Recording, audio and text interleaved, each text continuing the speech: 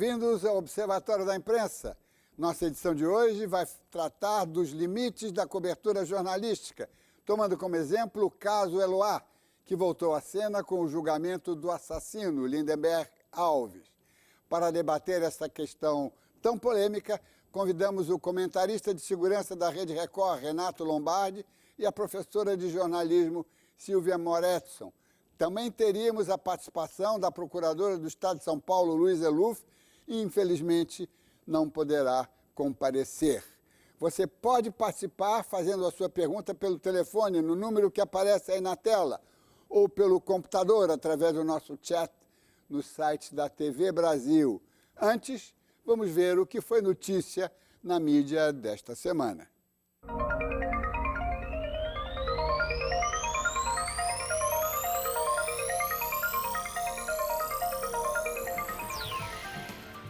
Os dois grandes premiados do Oscar neste ano são filmes sobre filmes e homenageiam o próprio cinema. Mas o artista oferece uma dose adicional de emoção por ser uma alegoria à perenidade da arte. Por isso o filme chama-se O Artista e não o Ator. Mas poderia chamar-se O Jornalista, já que a imprensa hoje enfrenta as mesmas ameaças deletérias da tecnologia enfrentadas pelo cinema nos anos 30. A diferença é que a indústria do jornalismo não tem a mesma autoestima da indústria do cinema. O presidente Rafael Correa, do Equador, parece querer o posto de Hugo Chávez como caudilho autoritário da América do Sul. A farsa judicial que montou para punir o articulista e os responsáveis pelo jornal El Universo produziu uma fortíssima reação internacional. Com seu petróleo, Hugo Chávez abafava as denúncias de violações democráticas. Rafael Correa parece arrependido, mas a marca ficou. Farsa judicial idêntica foi montada no Pará para punir o jornalista Lúcio Flávio Pinto, denunciador dos grileiros e desmatadores. Um juiz substituto assume o caso por um dia, assina uma sentença e volta ao anonimato. A corregedora de justiça, Eliana Calmon, tem mais um caso de suspeição de magistrados para investigar. 3 jornalistas internacionais mortos no mesmo local em Homs, Síria, pela sangrenta repressão do regime de Bashar al-Assad. Morreram porque foram buscar a verdade. É o preço que a mídia qualificada paga para garantir a sua credibilidade. Mas culpados são aqueles que atiram em alvos civis, onde ficam os jornalistas, sem pensar nas consequências. O jornalista Paulo Henrique Amorim, do site Conversa Fiada, foi condenado pela Justiça a publicar nos jornais uma retratação ao repórter e apresentador da TV Globo, Heraldo Pereira. Motivo: ofensas e declarações de cunho racista. Além disso, Amorim terá que doar R$30 mil a uma instituição de caridade. Uma conversa fiada que custou caro.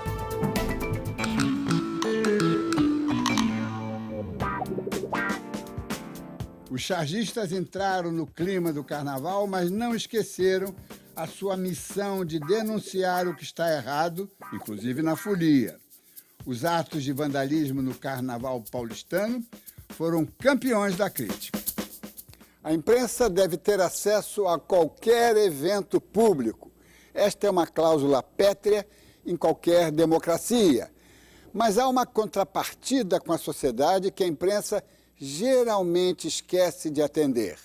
A cobertura jornalística não pode interferir no desenrolar de um acontecimento, sobretudo quando se trata de uma cobertura ao vivo, em tempo real, de um acontecimento onde a vida de inocentes está sob ameaça.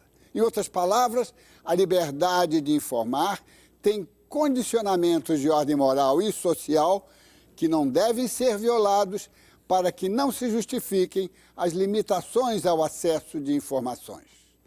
Não se trata de uma questão teórica, ela é concreta, faz parte do dia a dia de qualquer redação. No recentíssimo julgamento do assassino de Eloá Pimentel, a questão foi intensamente discutida porque o acusado, Lindenberg Alves, depois de sequestrar a ex-namorada, foi entrevistado ao vivo por diversas emissoras de TV. Ao invés de arrefecer o impulso assassino, a exposição do criminoso aparentemente exacerbou sua paranoia e criou clima para que cometesse os desatinos. O mesmo pode acontecer numa manifestação de rua, quando, sentindo-se observados, os manifestantes são inconscientemente estimulados a ultrapassar os limites. Em qualquer caso, este é um vale-tudo do qual a imprensa responsável deve manter-se afastada. O julgamento de Lindenberg Alves, que assassinou a ex-namorada Eloá Pimentel, colocou no banco dos réus a mídia que cobriu o caso há 3 anos. Ao longo de mais de 100 horas em que manteve a namorada como refém, o réu acompanhou a movimentação pela TV. O local do sequestro ficou cercado de repórteres e câmeras de TV que abriram a programação para transmitir tudo ao vivo. Vários jornalistas conseguiram falar por telefone com Lindenberg. A apresentadora de TV Sônia Abraão, da Rede TV, foi um deles. Vamos terminar com isso na boa, Lindenberg. Você não é do mal, você nunca foi. Então por que a situação está chegando a esse ponto agora? Estavam com 4 pessoas. Então? Liberei uma, depois de um tempo liberei outra e no outro dia liberei mais uma. Você disse que não quer mais saber dela, então vamos botar um ponto final direito nisso, todo mundo sai são e salvo dessa história. As críticas a Sônia Abraão são críticas de que Sônia Abraão deu voz a um bandido. Besteira. Sônia Abraão fez muito mais do que isso. Uma jornalista, ela se acha apaziguadora. Perdão, não sei se a Sônia Abraão é jornalista. Uma profissional de televisão se acha apaziguadora. Com certeza ela não queria apaziguar nada. Ela queria um furo de notícia. Ela queria conversar com um bandido da vez, que chamava a atenção de todo o país. Eu acho que de forma ingênua, se ela soubesse as consequências do que ela poderia provocar a negociação, de como ela dificultou o trabalho do Grupo de Ações Táticas Especiais da Polícia Militar de São Paulo, certamente ela não faria isso. Eu acho que a imprensa teve uma influência a partir do momento que ela saiu do papel de informante, de transmissão de notícia, para virar negociador. Quando um apresentador de TV entra num canal ao vivo, em rede nacional, para falar com um sequestrador, para falar com um bandido, para falar, sei lá, com quem que esteja lá envolvido passionalmente num crime, a pessoa está lá alterada, ela não está nas condições normais dela. Eu não acho, por exemplo, que a Eloá e a amiga dela, elas eram reféns. Eu acho que elas eram vítimas. Você sequestra a namorada, passa 3 dias com a televisão em cima e essa moça morre no final. Eu tenho opinião, por exemplo, disso, mesmo sem digamos, de um motorista de táxi. Eu pagando táxi que me disse, vê que palhaçada. Você passou 3 dias falando com a televisão e pode escapar. Na visão do motorista, ele queria que você fosse condenado. Para ele é um vagabundo que atirou na moça, matou a moça. Quando você fala para a televisão e você fala para que todo mundo lhe veja, é completamente diferente. Você fala para um controle e você fala também para agradar. Você pode satisfazer. Por quê? Porque a luz, a iluminação, a reprodução, de algum modo, lhe controla. E a pessoa é outra, é como um objeto, é como uma coisa a ser fotografada. Ele está agindo para a câmera, ele está agindo para a televisão, ele está agindo para um público, né? Ele está agindo para um público. Quando essa arma disparou, eu não responderia muito, não é sanidade, não sei que ele é psicótico, né, neurótico, maluco, não. Ele era alguém fotografado, ele é alguém televisionado, era alguém filmado. Durante o julgamento, a advogada de defesa tentou dividir com a mídia e a polícia a responsabilidade pela tragédia.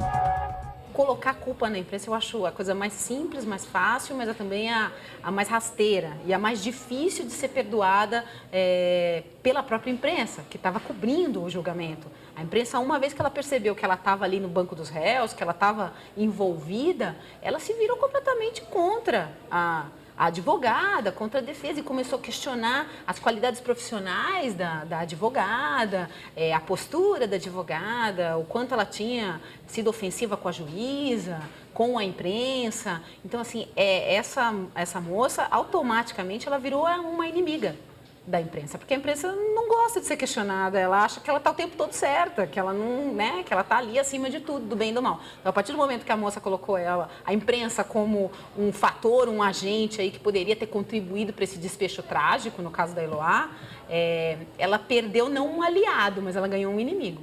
Quando, de repente, você coloca a mídia, você põe uma grande praça aberta e essa conversa passa a ter essa participação muito maior. Então, é claro que influencia. Não estou dizendo que essa influência seja para pior.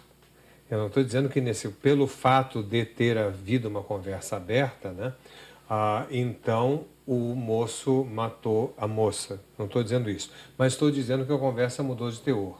E como a tendência cada vez será maior no sentido dessas conversas serem públicas, os negociadores da PM vão ter que se aproveitar também desta publicidade.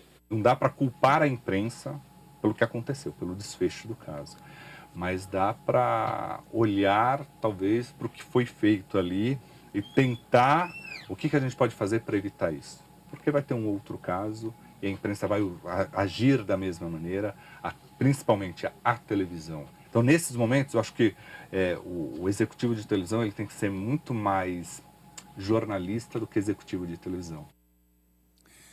Nós tentamos entrevistar a jornalista Sônia Abraão, mas não conseguimos. A assessoria de imprensa alegou que não conseguiu entrar em contato com a apresentadora.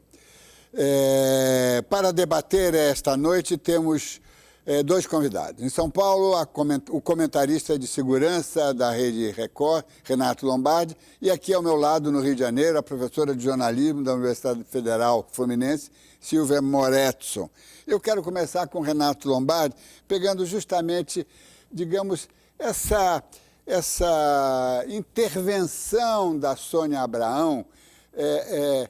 Como é que você vê, Renato? Porque é o seguinte, vimos aí um trechinho muito rápido, aparentemente ela não estava, ela estava querendo realmente apaziguar, obter um final feliz, quer dizer, não há ali, naquele trecho pelo menos, nenhuma tentativa sensacionalista. É claro que ela ia tirar partido disso posteriormente, mas ali havia uma oportunidade de tentar apaziguar um sujeito que está dominado por instintos destruidores. Como é que você vê essa questão?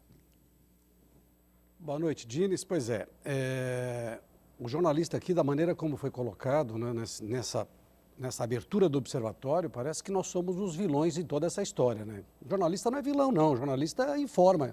O jornalista não inventa. Nós cobrimos. Eu fui repórter durante muitos e muitos e muitos anos. Cobri os grandes casos aqui de São Paulo, né? Os sequestros, as tragédias, os casos mais polêmicos. E nem por isso a colocação... O que acontece? A gente percebe que quando ela... Não estou aqui para defender ninguém, mas quando ela conversa com o Lindenberg, ela está tentando demover o Lindenberg e de libertar a refém. Liberta, olha, acaba com isso, afinal de contas, é sua namorada.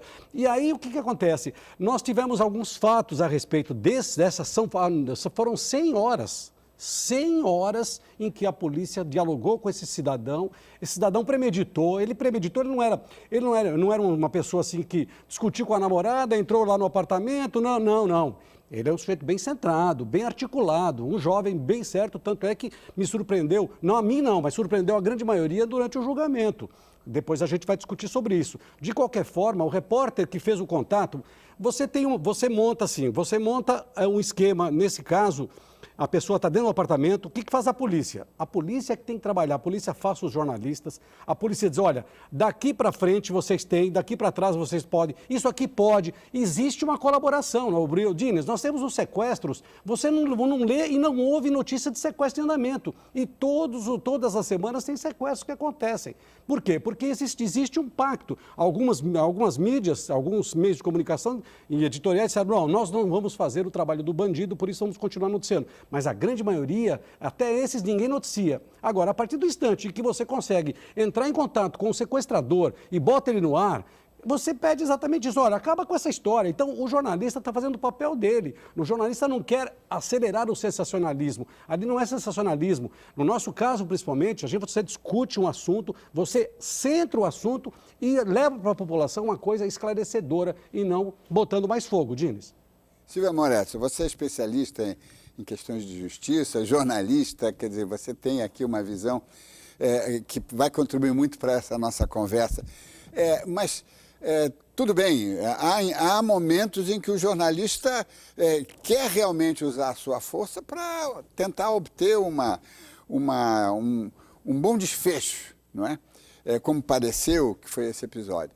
Mas a cobertura, às vezes, precisa ser limitada, quer dizer, há necessidade de impor limites à cobertura. Como é que você vê essa questão? Eu não tenho a menor dúvida disso e também eu queria dizer, eu discordo completamente dessa abordagem de que é lícito e é normal que um jornalista, um apresentador de televisão interfira nesse processo. Eu acho completamente abusivo, não tem o menor sentido se permitir. Não, absolutamente. Eu acho que inclusive assim, é como alguém disse antes, não é?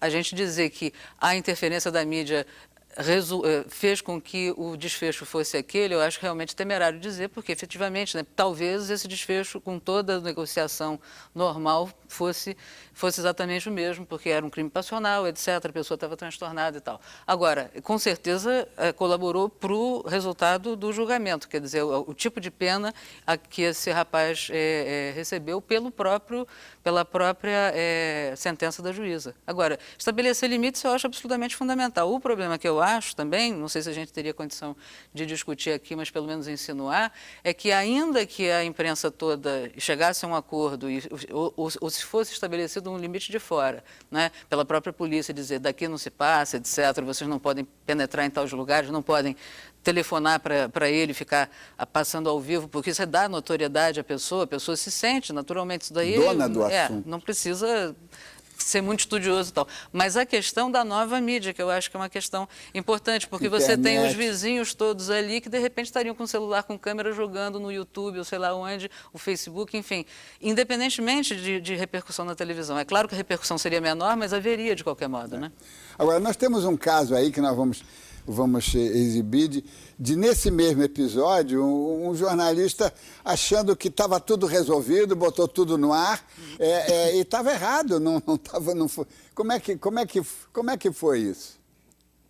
A nossa produção já teve um contato com o Lindenberg, também com a Nayara e com a Eloá, ok? E nesse contato, o Lindenberg declarou que vai se entregar a qualquer momento, isso está para acontecer. Ou seja, em outras palavras, né, ele já desistiu dessa situação, já se arrependeu e a qualquer momento nós vamos ter a imagem dele saindo de dentro desse apartamento, da Eloá sendo libertada e da Nayara, que foi lá fazer a negociação por telefone junto com a polícia, também deixando o apartamento. Renato Lombardi, você vê, claro, também bem intencionado, dentro do espírito de achar que vai ser tudo resolvido, um repórter coloca no ar uma informação que está errada, não se justifica, não é? E que talvez, se o criminoso tivesse ouvido, ele falasse, então agora eu vou matar. Não sei, tudo é possível, não é? Como é que você vê isso? Pois é como eu disse no começo aqui, o Lindenberg Alves não é nenhum coitadinho, não é nenhum ignorante, nunca foi. Ele via a TV, ele ouvia o rádio e falava por telefone. O que acontece aí é que ele prometeu, sim, ele prometeu que ia libertar a moça. Ele prometeu várias vezes, prometeu para a polícia, prometeu para os jornalistas que fizeram contato com ele por telefone, prometeu para a mãe da Eloá, prometeu para o irmão da Eloá, que era amigo pessoal dele. O que não dá para a gente evitar, Dines, trabalho faz 40 anos que eu sou jornalista, fui repórter a vida inteira, não tem como você ter a oportunidade de conversar com alguém, mantendo uma pessoa refém de tantas horas e deixar de conversar com essa pessoa. Não tem como. Agora, não sou eu que vou, não é o jornalista que vai dizer, você tem que fazer isso, fazer aquilo. Não, nada disso. Eu converso, eu entrevisto. E depois, para eu poder retratar, ou para os meus leitores, ou para os meus ouvintes, ou telespectadores, retratar o que está acontecendo. Agora, se você tem um esquema montado naquelas condições onde a polícia não tinha recurso nenhum e ficava ouvindo pela parede com um copo, aí não dá exatamente para você culpar o jornalista de ele ter provocado exatamente tudo o que aconteceu. Não é? A gente já discutiu aqui um tempo atrás com você mesmo a história dos Nardoni. A cobertura ela é ampla. A partir do instante que você tem alguém que fica refém durante horas e horas e horas e horas, todo mundo quer saber, todo mundo quer saber o que vai acontecer, o desfecho que vai acontecer. E o desfecho foi trágico, exatamente o que aconteceu, por várias falhas e não só por causa da mídia. Agora, de qualquer maneira, ali o Lindenberg tinha prometido que simplesmente ele ia libertar. Por isso que o apresentador foi lá e disse, olha, nós temos a informação que o Lindenberg vai... Porque ele tinha prometido, só que ele não prometeu. Silvia, como é que... Não cumpriu. Nos esclareça um pouco.